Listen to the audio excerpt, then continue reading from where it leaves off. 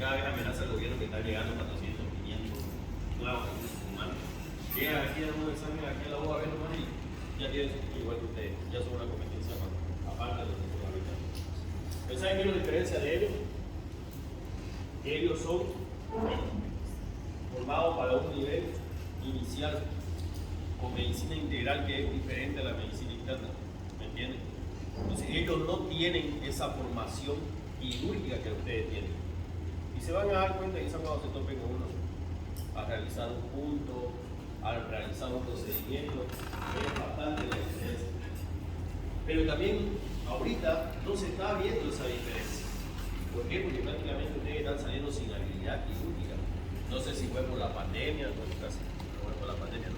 Pero ustedes deberían ponerle más entusiasmo justamente a todas estas cuestiones quirúrgicas, a ese poder resolutivo que pueden llegar a tener. ¿A qué me refiero? Que si tienes un absceso, pues tienes toda la capacidad de realizar con una incisión, ¿no? De suturar. Entonces, cada vez sale menos, porque nosotros también los docentes tenemos culpa en eso, de justamente permitir que pasen con 37, con 47, con 46. Imagínense, eso ya no es culpa, qué vuelta en la verdad. Entonces, ¿qué estás esperando de ese recurso humano? Lo estás haciendo pasar así, ya, para que pase. ¿Entiendes? No estás viendo su formación. Entonces salen médicos que no van a encontrar trabajo. Yo les digo, no es de malo que yo les decía a ustedes, es porque realmente no me gustaría ver más de la mitad de este curso desempleados. ¿Me entiendes? Porque el recurso humano bueno, capaz, bien formado, va a encontrar trabajo.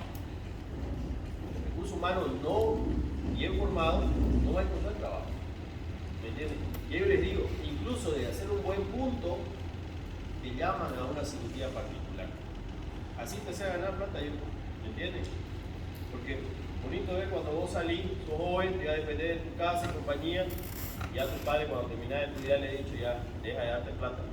Y llegás con 300 pesos, de estar en un aire, de haber reído en una cirugía y compañía, es bonito dar plata, ¿me entiendes? Pero sí, ya te digo, si no tuviste por lo menos el interés de tirar un buen punto, muy difícilmente lo vas a hacer. E incluso el atender este tipo de patologías, por eso les digo, pueden ustedes con capacidad resolutiva poder ganar dinero. Por ejemplo, creo que lleva medicina legal este año, ¿no? ¿Al año? Por ejemplo, ustedes saben que el certificado médico, ustedes lo pueden realizar, cuesta dinero. En realidad el papel no cuesta, pero si el certificado médico llenado por profesional, ya eso es un ingreso y eso también ustedes pueden hacer. En tratar patologías que son fácilmente definidas por sus criterios, y por eso es muy importante la clasificación, reconocerla, porque eso te dice hasta dónde puedes llegar. Por ejemplo, en la apertura de húmero, controversial en la manera de tratamiento. Yo quiero avanzar por esto de húmero con ustedes. ¿Sí? Muy bien. Tienen que saber que la apertura de húmero en el brazo, que prácticamente son producidas por mecanismo directo o indirecto, generalmente se producen por caídas, ¿entiendes? Sobre el costado, donde prácticamente el hueso llega a fracturarse. Eso por un mecanismo directo. E indirecto, muchas veces, por caídas donde el brazo queda atrapado. Generalmente pueden quedar atrapados en la parte posterior y producir una fractura tiroidea que prácticamente seguir. O mecanismos que son de alta resistencia. ¿Han visto ustedes una fractura haciendo pulseta? ¿Han visto alguna vez? En este video. Están haciendo fuerza ahorita contra resistencia y una fuerza deformante y hacen una fractura tiroidea. Entonces, son diferentes los mecanismos que pueden actuar para fracturar. Pero también es importante que ustedes sepan diferenciar el nivel de la fractura. Ustedes saben que un hueso largo tiene una epífisis proximal, una diáfisis y una epífisis distal. Generalmente las epífisis forman parte de una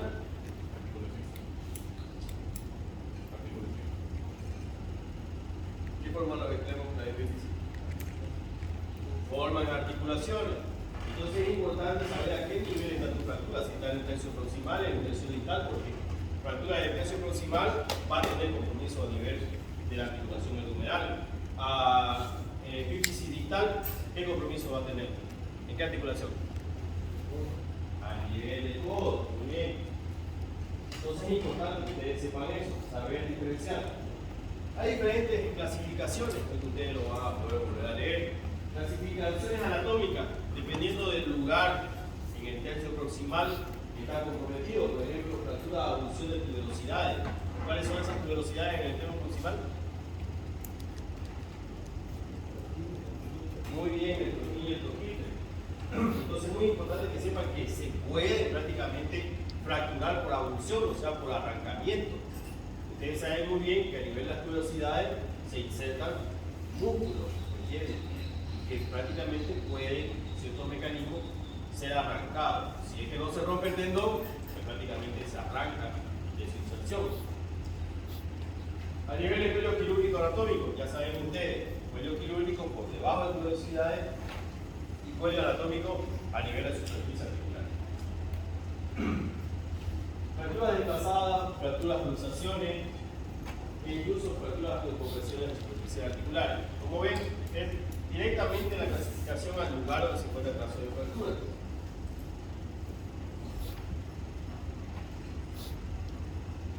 Y es así que prácticamente Mills empieza a estudiar estos diferentes trazos anatómicos y llega a clasificar en 4 grados, dependiendo de la separación de ellos, o sea, este fragmento, y la angulación que puede existir. Por ejemplo, en la imagen de arriba, de la derecha, ¿qué nivel tiene el trazo de fractura?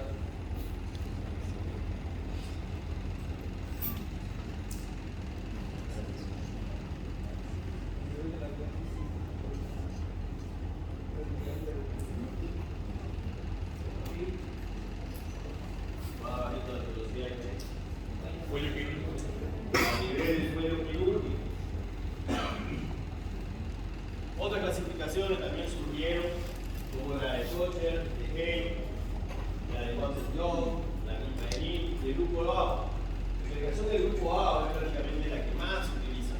Esa clasificación alfanumérica que hemos visto, en la que se le asigna prácticamente un número a un verso, otro número al segmento y una letra a las características del trazo de fractura. Ya sea de visible, sea de la gente.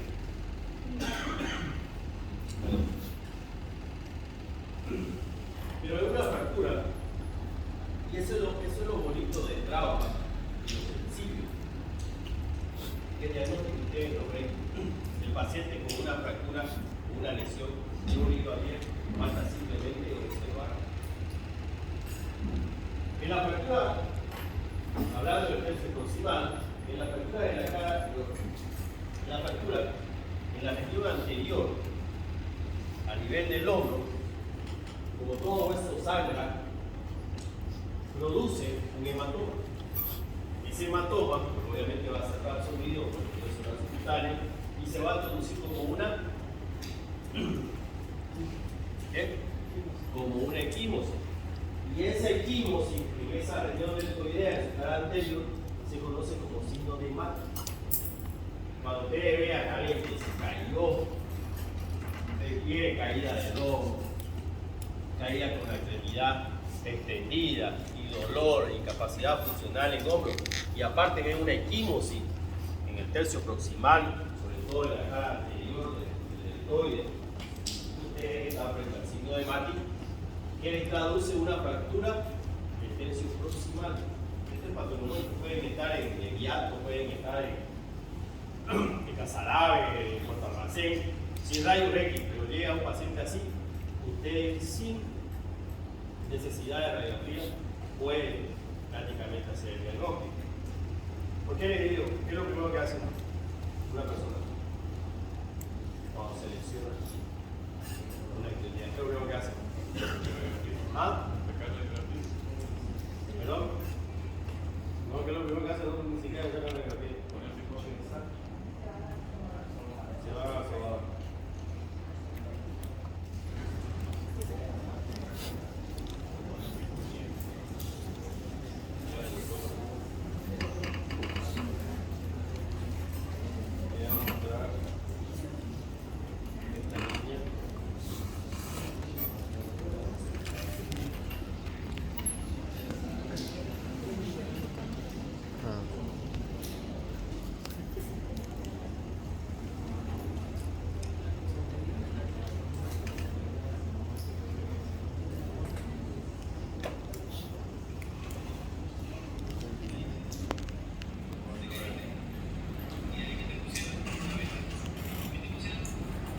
muchísimo. Veo una niña de prácticamente 4 añitos, con el brazo parece un gajo. ¿Qué le pusieron? Cuchi. Para que vean, pero yo aquí me iba la pregunta de decirle que es lo primero que hace, pues se va a conocerlo, ¿cierto? Porque no le cree que hace el médico de que tiene una fractura.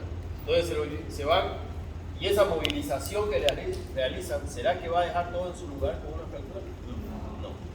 Entonces, por eso, cuando ustedes vean a alguien con estos signos, lo primero que tienen que decir, señora, no vaya al huesero porque allá lo que van a hacer, diciendo que van a meter a su lugar o van a componer, porque eso es lo que dicen, ya lo primero que van a hacer es organizar todo. Y quizá una fractura que no era desplazada la van a convertir en un desplazamiento.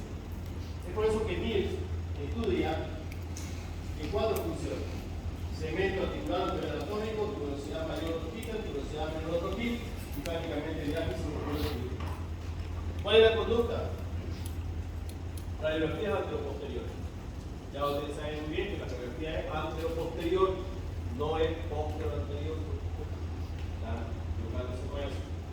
Radiografía anteroposterior, evidentemente de número. Si sospechan por el signo de Mann que es tercio proximal, pues se da la radiografía del hombro. En los casos de que sea dudoso el diagnóstico, pueden solicitar una tomografía. Ahora, es muy importante que sepan que la fractura, o perdón, la radiografía, que son por rotación interna, rotación externa, pueden ser insuficientes, ¿me entienden? Y que también deben ser básicamente reconocidas. ¿Por qué les digo eso? Ya creo que son 2 pacientes en la anterior semana que me llegaron con el diagnóstico de luxación porque ven este espacio. Este espacio es normal. Recuerden la anatomía radiológica.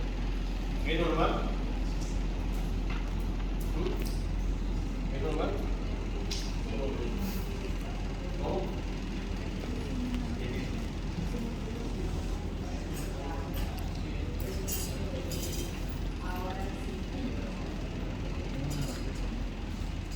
Pero es normal que haya un espacio.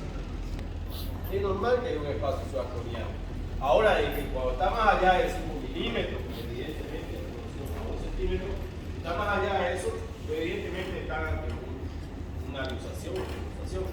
Pero no confundan que ese espacio es una luxación o prácticamente ahí está pasando todo. Por eso que tienen que explorar la anatomía radiológica. Entonces, las fracturas por rotación interna de la luxación externa son insuficientes, pero ustedes tienen que saber la anatomía radiológica para saber qué es normal y qué es anormal. ¿Entiendes? Ahora, la calificación del grupo A es importante porque específicamente se va a estudiar si el compromiso es extraarticular o prácticamente si el compromiso es intraarticular, que puede ser, hablando de epífisis proximal, A, B, C. A, extraarticular, B, articular parcial y C, articular total. Y dependiendo de los fragmentos, la subclasifica, incluso, ¿me entienden? En 1, 2, 3, A1, A2, A3. Yo creo que conforme ustedes sepan, 1, que al número se le designa un número, que es 1. Al segmento del tercio proximal se le asigna un número que es 1. Y dependiendo del caso de fractura, prácticamente, si es extraarticular, se le clasifica como A. Si es articular parcial, B. Si es articular total, C. ¿Me entienden? Independientemente de la característica, como ven allá, si es fractura de abducción de troquita, de troquillo, prácticamente de troquillo. Esta relación de Mills, prácticamente la van a estudiar, y es de 1, 2, 3. Pero ¿qué es lo importante de la fractura?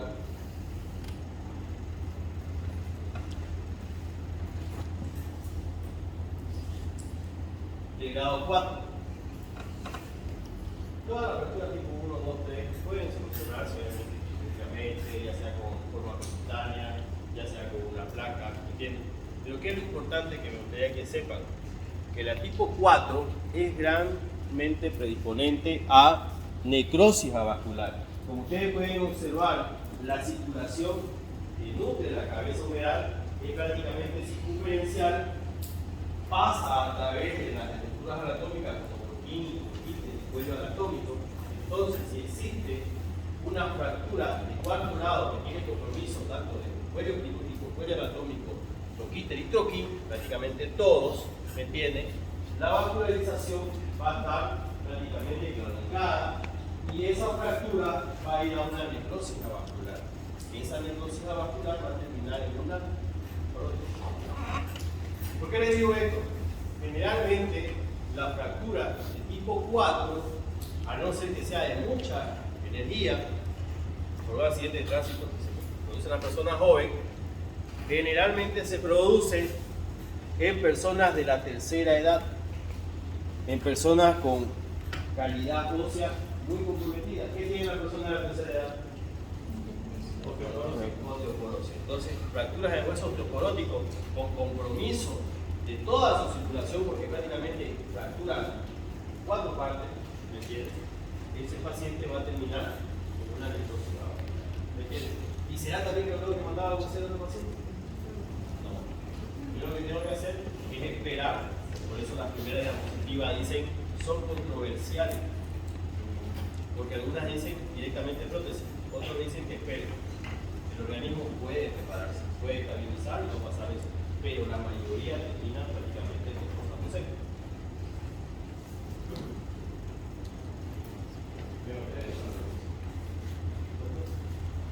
¿Cuánto tiempo va a ir ¿Tú lo sabes? ¿Cuánto tiempo consolida la persona? ¿Cuándo? 6 semanas. Y la persona de la tercera edad no pueden inmovilizar más allá de 4 semanas porque les produce una rigidez articular.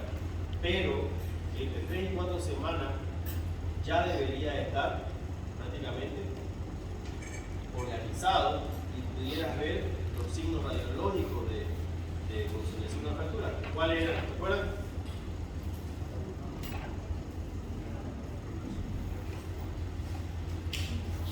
Uno, reacción periódica.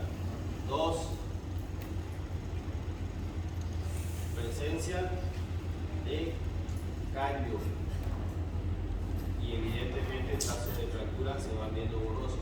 3, se observa callo óseo y desaparición del trazo de fractura de menos de 1/3. Y 4, prácticamente son los cambios ya de remodelación que puede tener el hueso. Entonces esos 4 grados prácticamente no digo que se deberían de ver a las 4 semanas, pero sí, ¿qué tuvieras que tener primero? Una reacción periódica y una sombra que sea significativo de que está formando callo.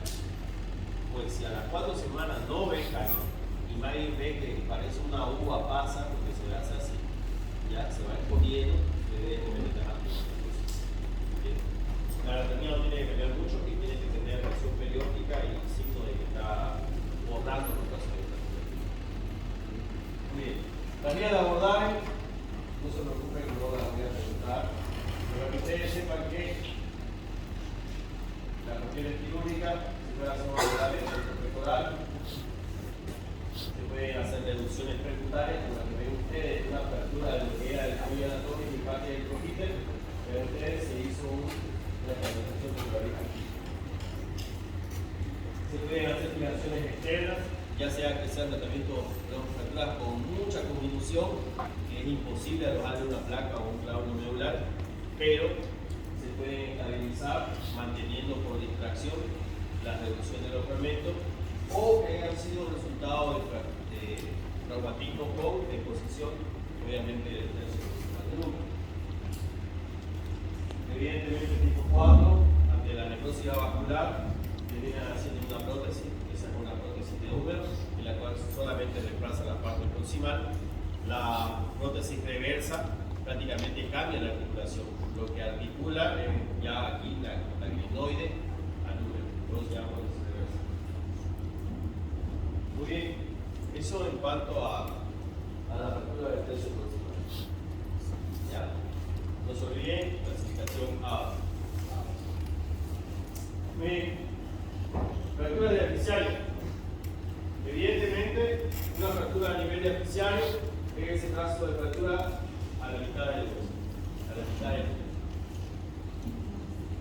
Esto también es controversial porque en la mayoría de los casos se optaba por un tratamiento conservador.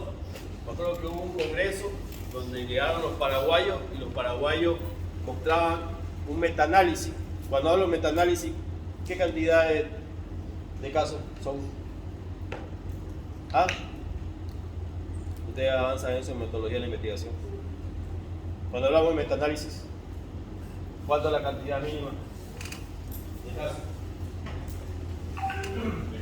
¿Ah? ¿De casos o de estudios? De casos. 25. Pero, cuando ustedes lean, por eso, hay 4 niveles de evidencia. ¿Me entiendes? Nivel 1, 2, 3, 4. Todos los estudios que realizan Perico, Los Palotes, digamos, y compañía, es un grado de evidencia 4, que es experiencia de un especialista, de un experto.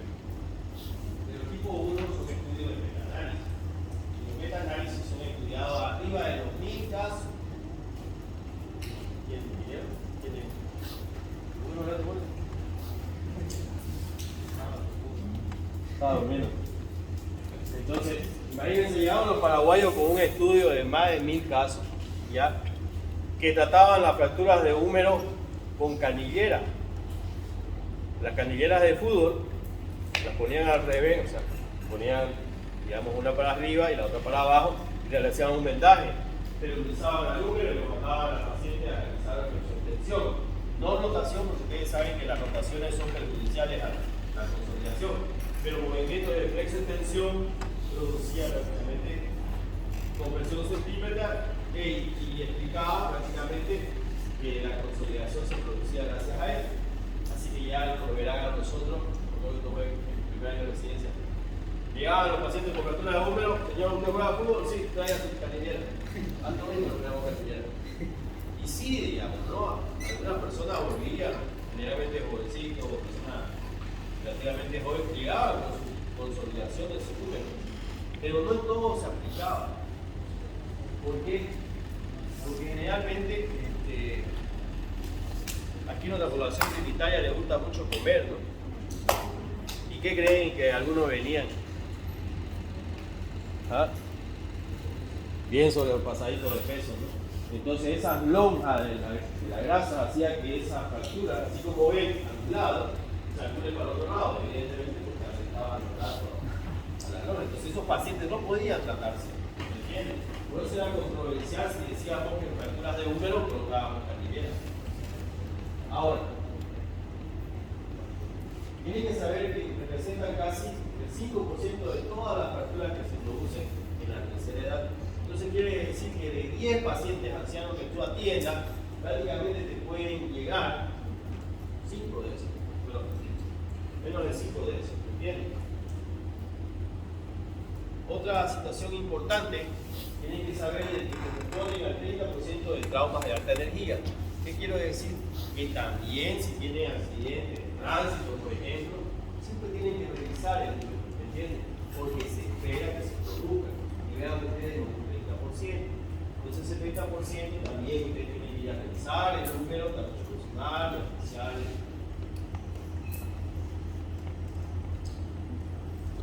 La calificación ADO, también como les decía, es muy importante que aprendan a utilizarla. Decíamos, al tercio proximal le dábamos el número de 1. Muy bien. Entonces el número es 1. Si estamos hablando de diáfisis, es 2. Y a nivel de diáfisis, como no es articular, ¿me entiendes? La connotación se le da por las características del trazo de fractura. A, si es un trazo simple, ya sea transverso, oblicuo corto, polar. B, si es prácticamente una fractura con un tercer fragmento en cuña o en ala de mariposa. Y C, si el trazo de fractura es con minuto a fragmento. Al igual que el tercio proximal de las fracturas de húmero, que era el signo de Mati, a nivel nivel diaficiario también se produce otro signo, visto con la equimosis de la cara anterior, lateral e incluso puede ser circunferencial al húmero, que se conoce con el signo de equimosis.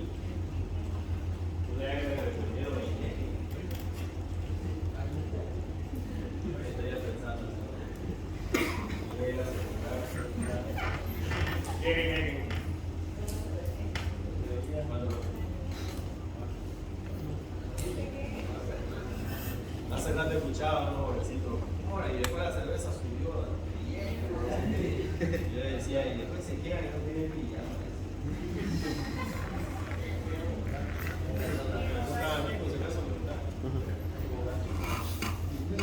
No digo que es malo, es bueno a veces.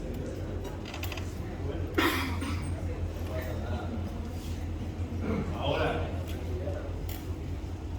que prácticamente te vas a ver teniendo el ¿sabes cuánto por ciento me perdí en Sucre? Porque justamente le tocaba poner a en octubre en Sucre está el mes de la cultura. Llegan puros grupos internacionales. Me acuerdo que llegó fue Maná, fue Los Broncos, fue Miriam Hernández, Rocío Carlos. Ya todo eso. Y al único que pude ir, y en quinto, fue al de Molotov. Porque ya justamente los exámenes los pusieron un poco retrasados, entonces daba, digamos, bueno, tocaba y me tocaba. Al igual que la clavícula, existen indicaciones para operar un número. Indicaciones que pueden ser absolutas. Por ejemplo, fractura de cuenca, ustedes saben sí o sí que esa fractura va a entrar. Fractura prácticamente con tumores óseos, fractura con tumores óseos, por ejemplo, esa imagen la he colocado porque hay algo característico de esa imagen. ¿Qué va a dar caso de fractura? ¿Qué pueden ver? ¿Qué les llama la atención de toda la estructura anatómica? Toda la estructura del húmero. ¿Qué pueden ver? ¿Qué les llama la atención?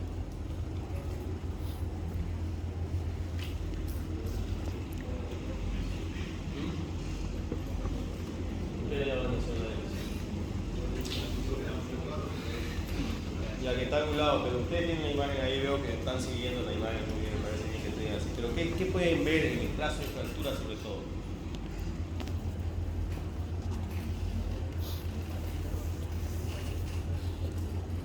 Veanlo bien. Parece que está medio equilibrado. Sí, el trazo de fractura tiene justamente una conformación dentellada, se llama. Pero algo más, ahí mismo.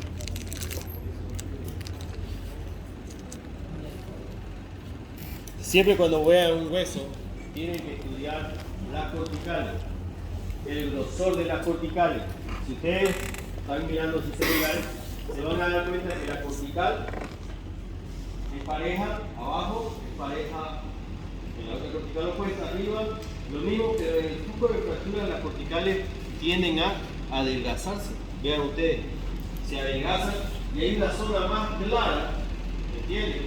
Que si la miran bien, prácticamente se van a dar cuenta que ahí existía un quiste óseo, ¿me entienden? Había una alteración en la estructura anatómica del hueso y se produjo prácticamente esas son fracturas que no se calculan. Pero que fíjense el borramiento. Cuando veamos también tumores óseos se van a dar cuenta. Por ejemplo, tumores pueden ser diagnosticados o prácticamente guiados por radiografía. ¿Han visto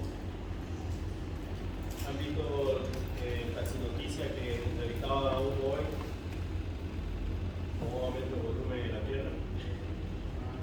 ¿Ah? Eso es un botosarcoma, eso se puede diagnosticar. ¿Saben cuál es el tratamiento?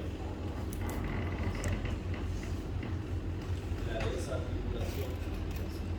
No hay momento. Y ese joven lamentablemente ya tiene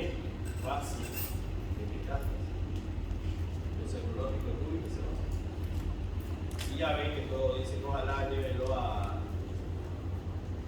Yo creo que dice, llévenlo a Portobelo. Hay situaciones jóvenes que no podemos hacer nada, ¿me entiendes? Como estos casos, o sea, podemos hacer lo que está indicado, más allá de su puede. Entonces, tienen que saber así, indicaciones como configuraciones son, indicaciones de cirugía, se operan, no hay tableta para eso. Otras indicaciones absolutas, la fractura del lunar en hombro flotante, cuando hablamos de una articulación y damos el término flotante, quiere decir que tiene fractura en ambos huesos que lo conforman. Quiere decir que hay fractura a nivel de húmero, fractura a nivel de clavícula o fractura a nivel de hombro flotante. Politraumatizados, también pacientes que son politraumatizados. ¿Por qué se los operan si están politraumatizados? Porque son pacientes que vas a tener que movilizar, ¿me entiendes? Y levantar a un paciente y que tenga fractura, ¿me entiendes? En extremidades sobre todo, no es bueno. Porque ya saben ustedes, los fragmentos pueden funcionar los vasos. Fracturas cementarias, fracturas patológicas, como decíamos, y casos de pseudoartrosis. Relativa, fractura transversa, lo que les decía. Personas jóvenes, delgadas, poníamos la canilera y bueno, cercanas. Personas obesas, que de manera anulaban la fractura, tienen indicaciones específicas. Pacientes con Parkinson, pacientes que están totalmente incontrolables, movimiento, ¿entiendes? Pacientes que no va a hacer consolidación. Nadie va a producir un movimiento que va a exagerar la respuesta inflamatoria y ahí, cuando hay mucha movilidad, ¿qué pasa con la fractura? ¿Qué se forma? ¿Recuerdan? ¿Ah? Sí, pero ¿por qué? Hay producción de fibroblastos. Y esos fibroblastos van a producir la fibrosis que va a terminar prácticamente en la célula. O fallas de mantener la reducción, como les decía cuando poníamos las canilleras. Tratamiento, evidentemente se coloca material ante las placas de SP, SP, que tiene habitación de los cabos lobulares o fijadores externos. Muy bien. Reducción abierta, aspiración interna, eso significa rápido. Bien, si lo tenemos, por favor. Rápido. Reducción abierta, aspiración interna. Pregunta de examen. ¿Cuándo se dice que va a hacer una cirugía de reducción abierta? Cuando hay una reducción o alineamiento. Cuando hay lesiones asociadas que necesitan una movilización precoz. Cuando existen fracturas múltiples, fracturas patológicas, fracturas con lesión vascular y un tipo de fractura que se denomina la fractura de Osterleuch. Tomen atención. La fractura de Osterleuch es prácticamente una fractura que se produce a nivel del canal de torsión del húmero. ¿Qué pasa por el canal de torsión del húmero? ¿Qué nervio pasa? ¿Qué? ¿Perdón? ¿Pero qué nervio pasa por el canal de torsión del húmero? El nervio radial. Perfecto. ¿Una angulación así será que lo puede lesionar? Si va pegado a él. Sí. Ustedes saben que las lesiones neurológicas pueden ir desde neuropraxia, desde axonomesis o neuromesis. Quiere decir de una compresión o distensión, de una ruptura parcial, una ruptura total. Entonces, a ese nivel de canal de torsión que pasa muy pegado al nervio radial, pues prácticamente te va a producir una lesión. ¿Y cómo se traduciría una lesión del nervio radial? ¿Ah? Si tengo parálisis en el nervio radial, ¿qué? ¿Movilizar la muñeca? No, bueno, cierto grado de neuroplastia sí. Pero la incapacidad del nervio radial, ¿cómo se vería? Para que no se olviden nunca, yo espero que no hayan aquí defensores de los LBT. ¿Han visto a lo que se paran ahí en la 9 de abril? ¿Ah?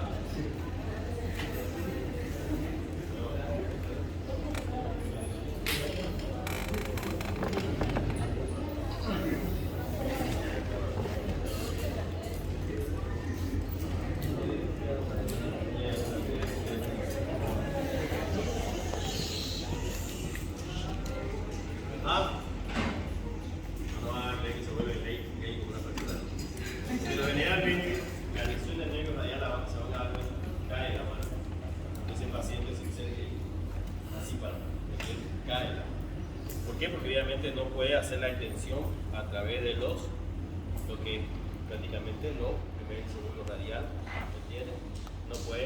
No puede hacer extensión de los dedos. Tú le pides que levante el dedo índice, no lo hace. Flexiona. Y dependiendo del grado de neuropraxia, puede. No se olviden que hay la clasificación de Daniels para lo que es la actividad motora. Entonces tú le pides que levante la muñeca, no hace, solamente hace flexiona. ¿Y por qué flexiona? ¿Por qué puede hacer esto? ¿Ah? ¿Por qué? ¿Por qué puede hacer esto? Esto no puede. Radial. Quieto. Está bonito ese examen.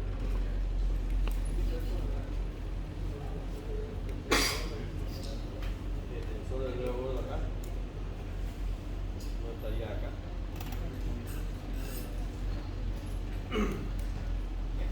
¿Qué nervio está en este nivel?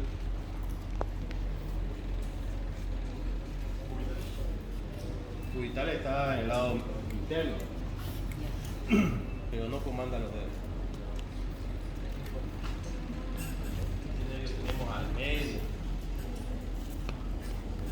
¿Qué nervio es? Mediano.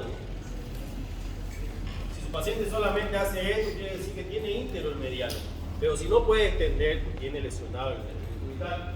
Y justamente la fractura de los nervios se puede producir en fracturas diapiciarias, sobre todo cuando son espiroideas, cuando son en flexión y tienen una angulación o lesión directa al nervio radial, producen la neuropraxia y el cae.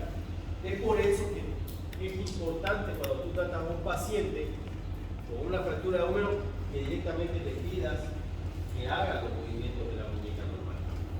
¿Por qué? Porque si yo entro a operar a este paciente y tenía una lesión neurológica, no podía levantar, salgo de cirugía, ¿quién me certifica que yo no lo lesiono?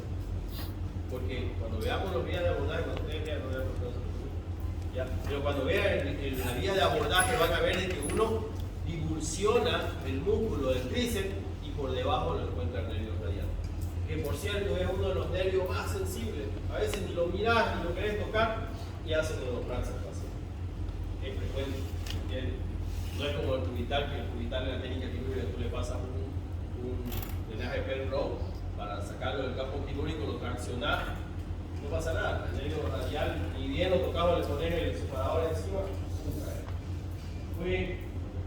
Tratamiento, les decía, placas, clavos intravelulares, tienen indicaciones.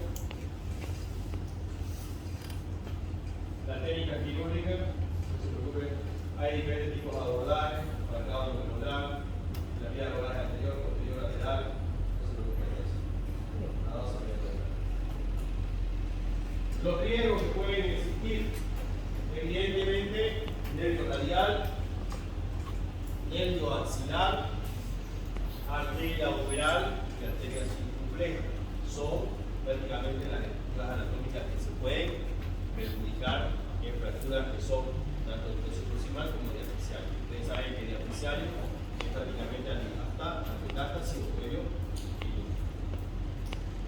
Esos jóvenes no estaban preparados de ver cómo es el peso de la arteria. Vean ustedes lo cerca que están. Si existe una fractura o gran desplazamiento, pues fácilmente lo llega a decir. Muy bien.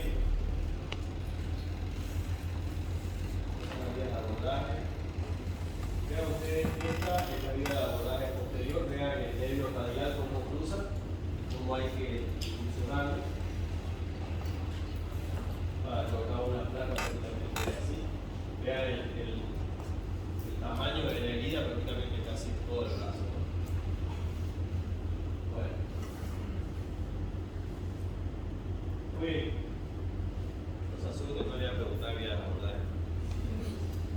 Lo que sí quiero que aprendan es justamente reconocer la fractura, clasificarla y prácticamente saber qué tratamiento pueden realizar, si su paciente puede ir a un tratamiento conservador o prácticamente necesita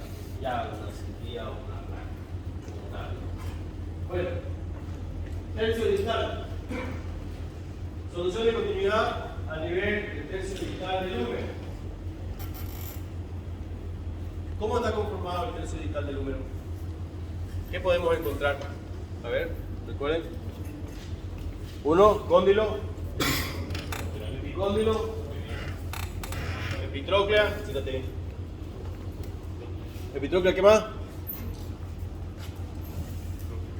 La tróclea, muy bien, ¿qué más? ¿Perdón? Fosa locraneana.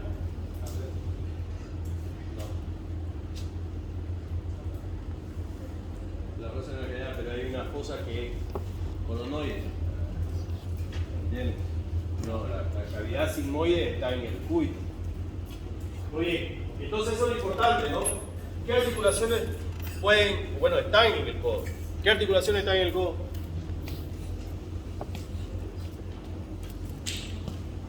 ¿Qué articulaciones? La húmero, la dial. ¿Quiénes conforman eso?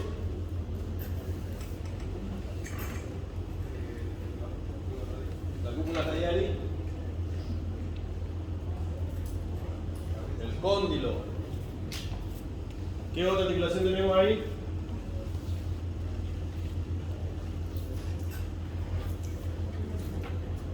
La húmero cubital. ¿Quiénes conforman eso?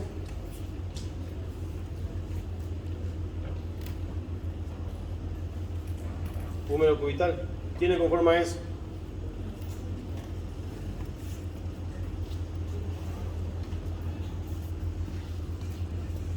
La tróclea y el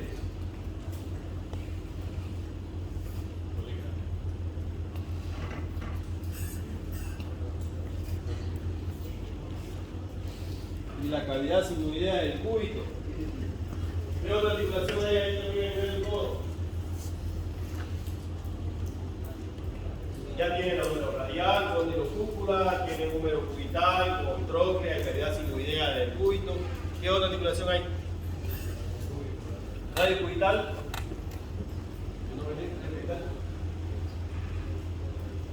Radio cubital. Proximal. Eso viene en la escuela.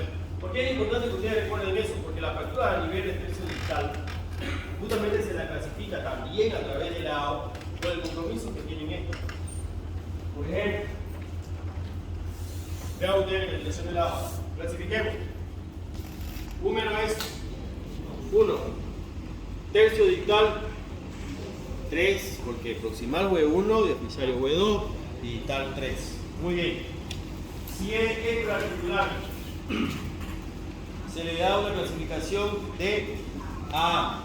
Si es articular parcial, B. Y si es articular total, C. Vean ustedes que las líneas articulares tienen que ver mucho con lo que está fuera de la articulación, por ejemplo, epitróclea, trazo metaficiario con convolución para clasificarlas si es un grado A1, A2, A3. B. Vean ustedes el compromiso intraarticular que parte desde la tróclea y compromete la columna lateral, parte de la tróclea y compromete la columna medial por encima de la tróclea, o prácticamente un corte frontal comprometiendo toda la tróclea. Eso para practicar B1 o B2. Yo me conformo con que ustedes sepan que A es articular, que B articular parcial y C. ¿Por qué es importante eso? Porque, como les digo, en base a esto ustedes van a dar un diagnóstico. Van a saber la evolución que puede tener y la necesidad. Como esa niña que les mostré tenía una fractura, imagínense. Le pongo algo sencillo de pregunta. ¿Cuál de esas tres clasificaciones A, B, C creen ustedes que es la más compleja y que va a tener repercusión articular? ¿Cuál de esas creen? La C, ¿cierto? Porque es intraarticular. Y vean ustedes, una fractura intraarticular necesita prácticamente una reducción abierta, una fijación y reducción anatómica prácticamente exacta para que no produzca una artrosis posterior. Esta niña que yo les mostré tenía una fractura similar a la A2, extraarticular con un trazo supracondilio, ¿me entienden? Que simplemente era entrar al quirófano, reducir y pasar 2 clavijitas, ya sea laterales o cruzadas, ¿me entienden? No era intraarticular, o sea, quiere decir que iba a ir bien. Ya la ven a la pobre niña, con el bracito así, no puede extender, no puede flexionar, no puede hacer supinación. Ha quedado ahí nada más que ustedes al ver una radiografía después de esto van a poder decirle a los papás: mire señora, ¿saben qué? Esta niña necesita una cirugía en la que van a tener que abrir y poner todo en su lugar. ¿Me entienden? O pueden tener una fractura articular y le pueden decir a los familiares: ¿saben qué, señora? Tiene una fractura, sí se necesita entrar al quirófano, pero no van a abrir, van a hacer una reducción por fuera y van a estabilizar y va a estar bien. ¿Entienden? Por eso es que se le da esta clasificación. Indicaciones: reducción abierta, relación interna, tercio distal de húmero. Cuando existe caso de osteomelitis, cuando existe caso de tumores, pseudoartrosis, ustedes saben que es pseudoartrosis nunca va a dar.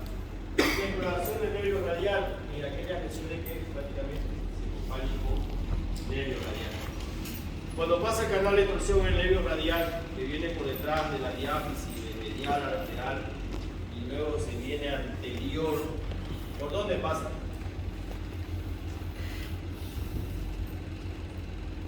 Se da el número. Tiene el medial, lateral, posterior, al canal de torsión y luego se vuelve anterior. ¿Por dónde pasa? Pasa por el río del epicóndilo. Una fractura, como veía, que tenga un trazo de episario que llegue hasta el epicóndilo, puede tranquilamente lesionar también el nervio radial. Muy bien, esa es una vía laboral. Incisión. ¿Cómo se opera prácticamente un codo? Que van a ver quizás algunos de sus primos, sobrinos, ustedes mismos que les hicieron una incisión así. Vean ustedes, la incisión la vamos a utilizar generalmente la tipo cocha, se va desde el olecrano a la diáfisis del húmero, se hace, bueno, se hacía esta tenotomía. Vean ustedes, ¿qué músculo está liberando ahí en punta de él? ¿Qué músculo? ¿Qué músculo es? ¿Perdón? Ahora le preguntaba a dos jovencitos: ¿dónde está el tendón de Aquiles? Por acá me mostraban, en el talón me decían, por acá. ¿Saben dónde está el tendón de Aquiles, no? ¿Ah? ¿Cuál era el tendón?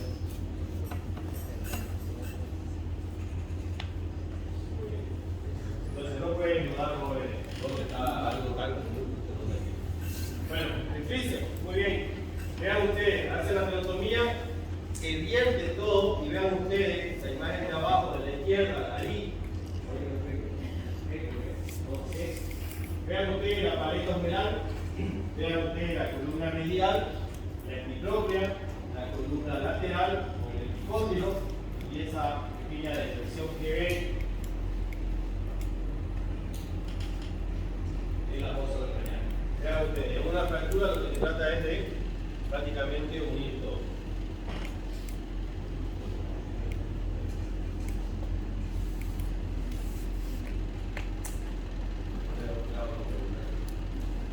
Esto era lo que decía antes, una fractura de húmero, era un transverso, el paciente circuito dorsal, vemos que era el codo, la vía laboral posterior para hacer un lado retrógrado, siguiendo prácticamente separando, ahí el tendón del tríceps lo secciona,